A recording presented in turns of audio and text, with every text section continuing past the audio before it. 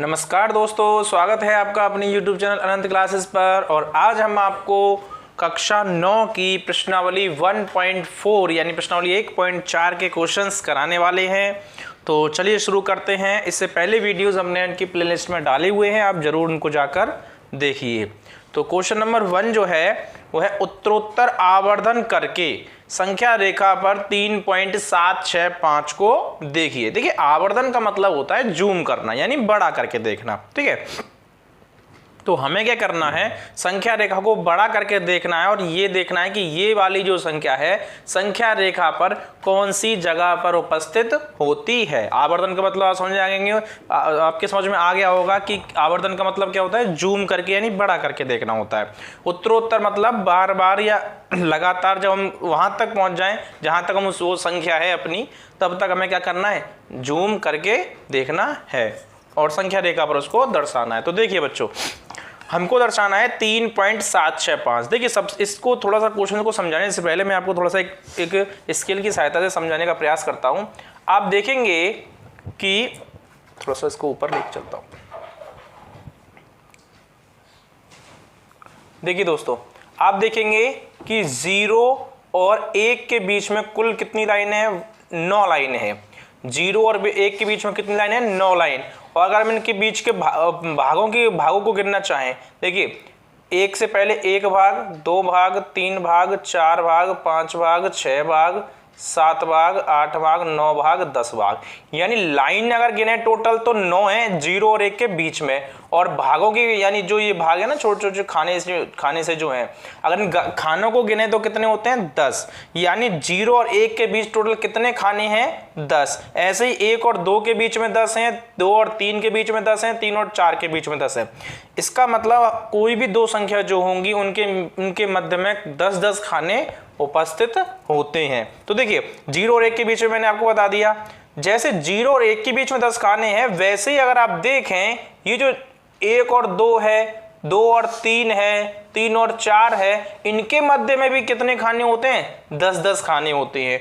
और उनके अंदर अगर छोटी संख्या और देखें तो उनके अंदर भी क्या क्या होते हैं, 10-10 खाने। देखिए 0 और 1 के बीच में 10 खाने, फिर अगर हम इनकी बात करें जैसे 1 और 2 है, 2 और 3 है, 3 और 4 है, इनके मध्य में भी कितने खाने होते हैं, 10-10 खाने होते हैं। तो चलिए इसको समझते हैं सवाल को। देखिए आप देखेंगे कि आपको 3.765 जो है वो संख्या रेखा पर क्या करना है, दर्शाना है। तो देखिए अगर आप देखेंगे सबसे पहले 3 जो संख्या रेखा पर उपस्थित होता है वो कहाँ है। देखिए आप देखेंगे संख्या रेखा पर 0, 1, 2, 3 तो ये हो गया।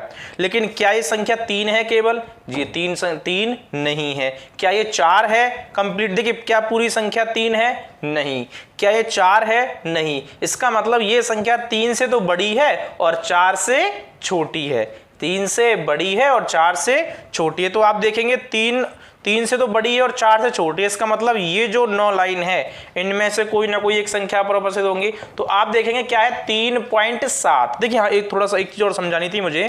देखिए स्केल को दोबारा लेते हैं। इसमें आप देखेंगे कि देखिए जैसे मुझे अगर ये वाली लाइन, ये वाला पॉइंट पढ़ना है कि ये 5, तो इस 5 वाली ये संख्या कौन सी होगी। तो आप देखेंगे कि सबसे पहले क्या है, 1, और 1 के बाद ही आ रहा है ना, तो इसको हम पढ़ेंगे 1.5। यानी पूर्णांक संख्या के बाद जो भी तुम्हारे खाने वाले जो अंक होते हैं उनको पढ़ते हैं दशमलव लगा के। जैसे मान के चलिए अगर मुझे ये 7 पढ़ना, ये वाला 7, तो कैसे पढ़ेंगे, देखिए 2 के बाद तो ये है तो 2.7। अगर मुझे ये वाला 6 पढ़ना है तो 3 के बाद 3.6। तो आप देखेंगे हमें कितना पढ़ना है, 3.765 पढ़ना है। यानी ये जो संख्या है 3 और 4 के तो मध्य में है। तो देखिए 3 और 4 के मध्य में कितने भाग होते हैं, 3 और 4 के मध्य में टोटल 10 भाग है। तो मैंने क्या किया, इस 3 और 4 को खोल दिया और इस तरीके से आप देखेंगे कि 3 ये रहा और 4 ये रहा। अब देखिए 3 और 4 के मध्य में कुल कितने भाग बताए मैंने आपको, 10 बताए हैं। और लाइन कितनी बताई थी, 9। तो देखिए 1, 2, 3, 4, 5, 6, 7, 8 और 9, टोटल लाइन कितनी है, 9। और भाग गिनेंगे तो 1, 2, 3, 4, 5, 6, 7, 8, 9, 10। मतलब किन्हीं भी दो संख्याओं के जो मध्य का जो स्थान है उसको 10 समान भागों में विभाजित किया जाता है। तो आप देखेंगे कि हमको जो 3.765 है किस किस के बीच में, 3 और 4 के बीच में। तो हम क्या करते हैं, 3 और 4 के मध्य के भाग को खोल देते हैं। देखिए 3 तो ये हो गया आपका और 4 आपका ये हो गया। तो इसका मतलब आप क्या समझे कि अब ये जो बीच वाला भाग है ये कौन सा वाला भाग है, ये वाला भाग है। 3 और 4 के मध्य वाला भाग ये है। मैंने अभी आपको बताया 3.1 यानी पहली लाइन को 3.1, 3.2 यानी दूसरी लाइन को, 3 के बाद वाली को 3.3 यानी पहली दूसरी तीसरी लाइन को 3.3, चौथी लाइन को 3.4, पांचवें को 3.5। इस तरीके से जब मैं 3 और 4 को खोला तो इस तरीके से ये संख्या प्राप्त हो गई। आप देखेंगे हमें पता करना है 3.765। तो पहले तो हम पहुंचते हैं 3.7 पर। देखिए 3.1, 3.2, 3.3 ये कैसे पढ़ते हैं मैंने भी बता दिया था कि पहली लाइन को 3.1, दूसरी लाइन को 3.2, तीसरी लाइन को 3.3, इस तरीके से 9 लाइन है तो टोटल 3.9 तक अपन पहुंच गए। तो देखिए 3.1, 3.2, 3.3, 3.4, 3.5, 3.6, 3.7। देखिए हमारी संख्या क्या 3.7 पे आके रुक रही है? नहीं रुक रही है। तो इसका मतलब ये 3.7 से कैसी है? बड़ी है। यानी 3.7 से बड़ी है। क्या ये 3.8 से बड़ी है क्या? नहीं। तो ये कितनी है?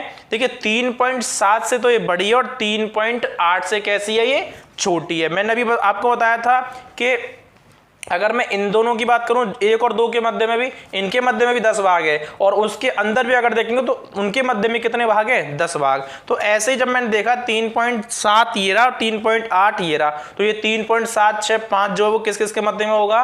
3.7 और 3.8। देखिए 3.7 और 3.8 के मध्य में कितने भाग हैं? टोटल 10 भाग हैं। और तुम्हारी लाइनें कितनी होंगी? तुम्हारी 9। तो चलिए इसको आप 3.7 को जूम करके देखते हैं। देखिए 3.7 को मैंने जूम कर दिया, वो ये 3.7 ये हो गया और 3.8 जो था वो मैंने ये कर दिया।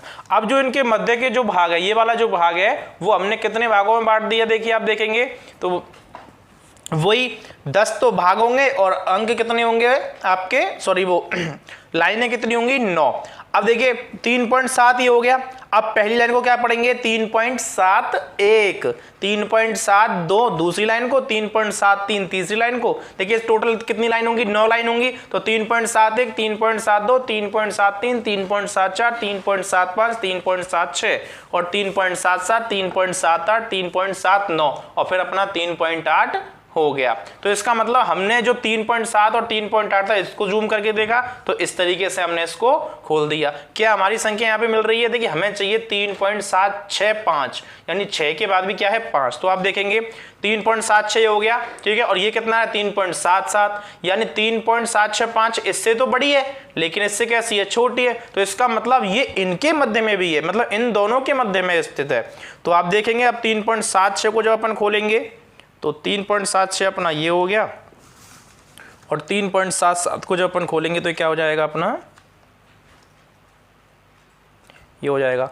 मैं आपको बता ही चुका हूं कि हर 2 संख्याओं के मध्य में कितने भाग हो रहे हैं? टोटल 10 भाग हो रहे हैं। तो देखिए 3.76 ये हो गया, 3.77 ये हो गया, इनके मध्य में कितने भाग होंगे?